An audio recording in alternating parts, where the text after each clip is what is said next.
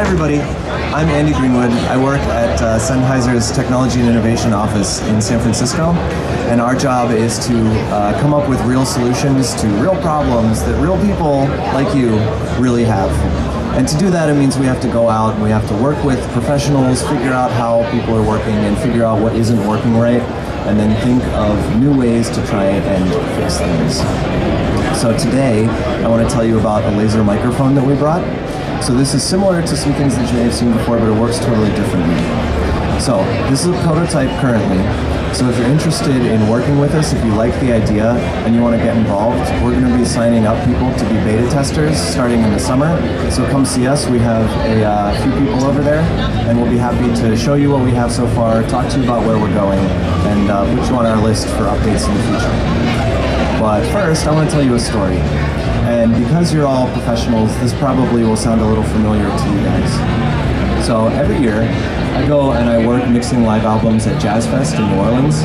And if you've ever been to a festival, then you know how much fun they are. But if you've ever worked at a festival, then you know that they're complete chaos.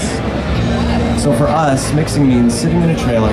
We get multi-track projects in. They're like 24 to 96 track, hour-long shows. And we have to mix as quickly as possible without sacrificing sound quality. So it's pretty fun for a while, but we do like 3 to 5 albums a day for like 10 days. So after a while, parts of it really start to get tedious. One of the biggest things that I have trouble with, and I bet you guys have had the same problem, is mixing drums. So modern drums are great.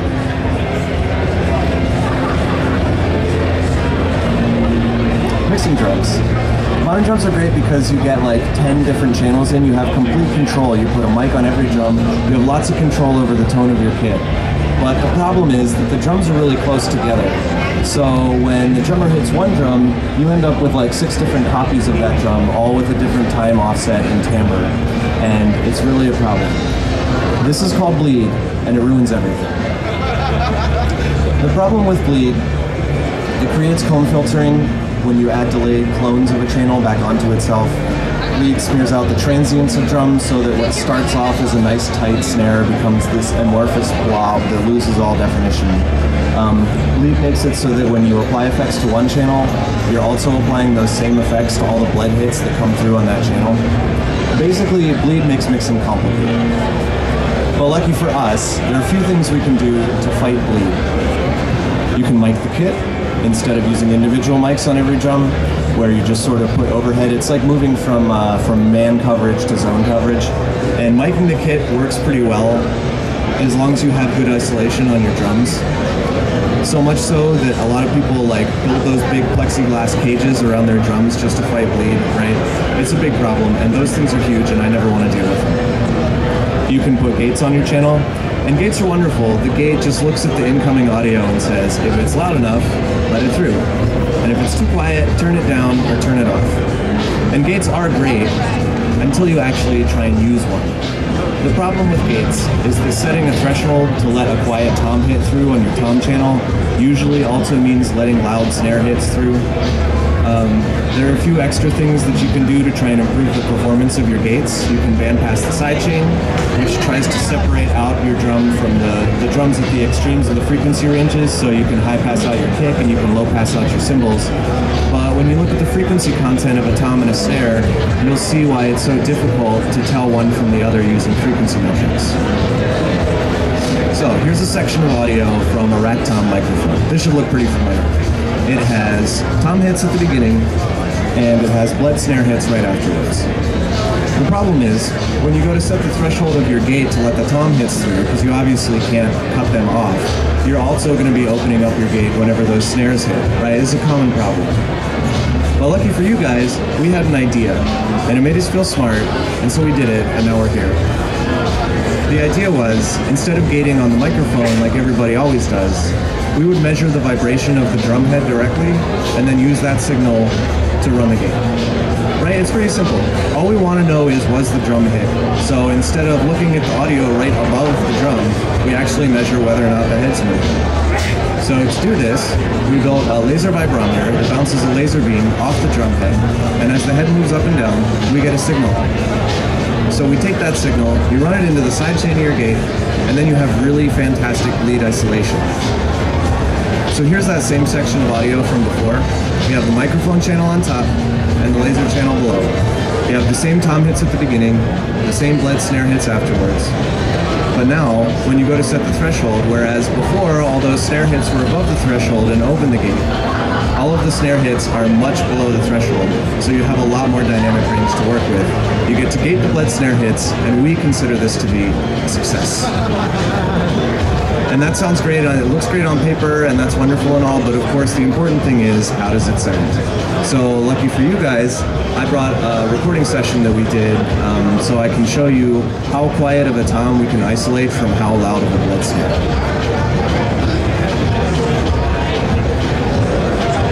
You can see this all right? This didn't show up. Wonderful. So this is a live multi-track recording that we did of a rock band. We did it at the Independent in San Francisco. So it's a real live show with a crowd and monitors and the bass amp right next to the kick drum and all of the problems that you have with a live recording. It wasn't like an engineering laboratory type thing done in isolation. This is really what it would look like out in the real world. And parts of this should look pretty familiar. On top, in blue, you have the rack tom microphone channel, and you can see that there's tom hits, there's bled snare hits, there's all kinds of information in that channel. But right below it in red is something you may not have seen before, because this is the audio output from our laser channel. And what you should be able to notice looking at this waveform is that you can easily pick out every tom hit that happened during this whole 2-hour show, right? They just jump out. You can see there's this sort of noise thing going on, and then those big spikes are all of the tom hits. So you can see where this is going, right? I mean, gating based on that channel is obviously going to work better. Well, luckily for you guys, I have gone through and found the very quietest tom hit in this entire show. And I'm going to show you what it sounds like, and what it sounds like through a regular gate, and then what we can do with it. So this is the rack tom microphone by itself, so you can hear what we're working with. It's that little guy.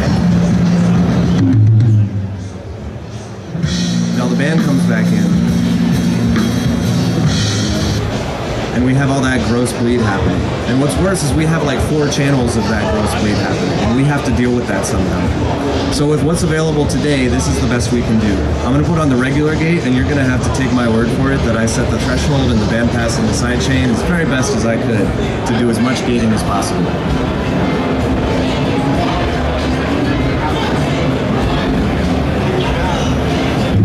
Regular gate opens up for that little guy. But now when the band comes back in, all the snare hits open it up. We got this weird pumping sound, right? So now when we go to tune our snare channel, we have to mix knowing that we're mixing in with that. And we're also mixing in with a few other copies of that. So it makes tuning our snare difficult because we're mixing to something else, right? It makes it a dynamic process, which sucks and is unnecessarily complicated. But lucky for us, we have lasers.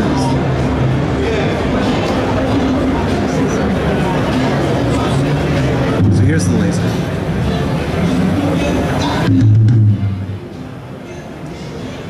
But now when the band comes back in, it just stays off, right? And this is exactly what we want.